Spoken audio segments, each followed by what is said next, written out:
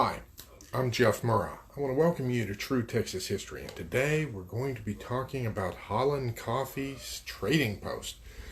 An interesting corner of Texas history is that of the various trading posts. Those were the centers of commerce in the early days of the Republic, and one of the fascinating ones that I have mentioned a couple of times already in some of my videos is Holland Coffee's trading post, otherwise known as Coffee's Station.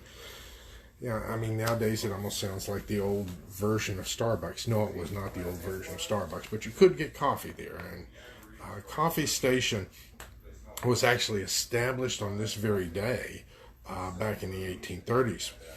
And Holland Coffee was quite an entrepreneur, and he set up the trading post. Originally it was in Oklahoma, and then he moved it across the Red River to Texas. And from the start, it was always a place that a lot of interesting things happened. It was there that he was, trading guns and booze to the Indians, and the Indians, on the other hand,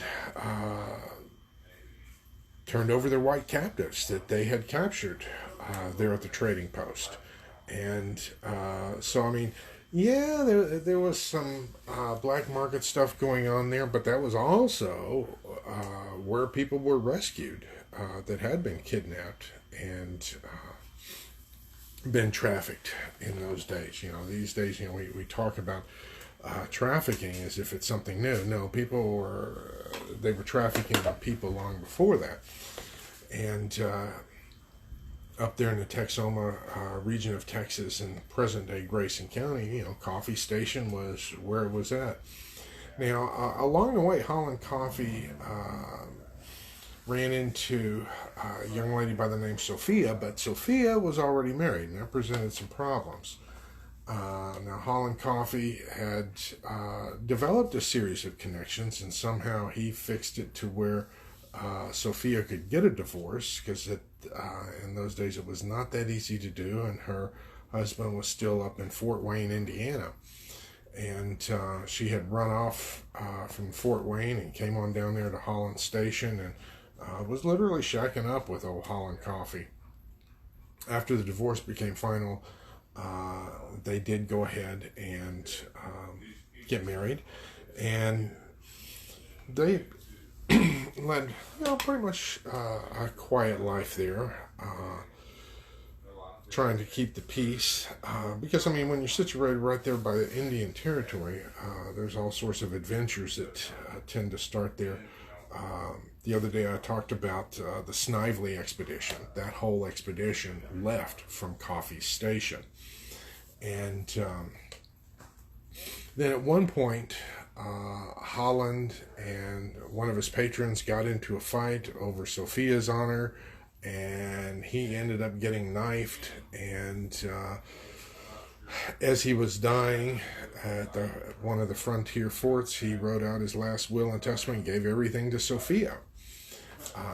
And Sophia took over the trading post and ran it.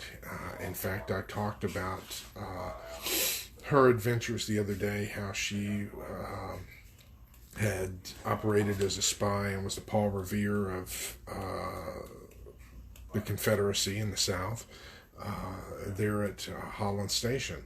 Now, unfortunately, Holland Station is one of those landmarks that was destroyed by fire, so we do not have the trading post, but we do know where it was at.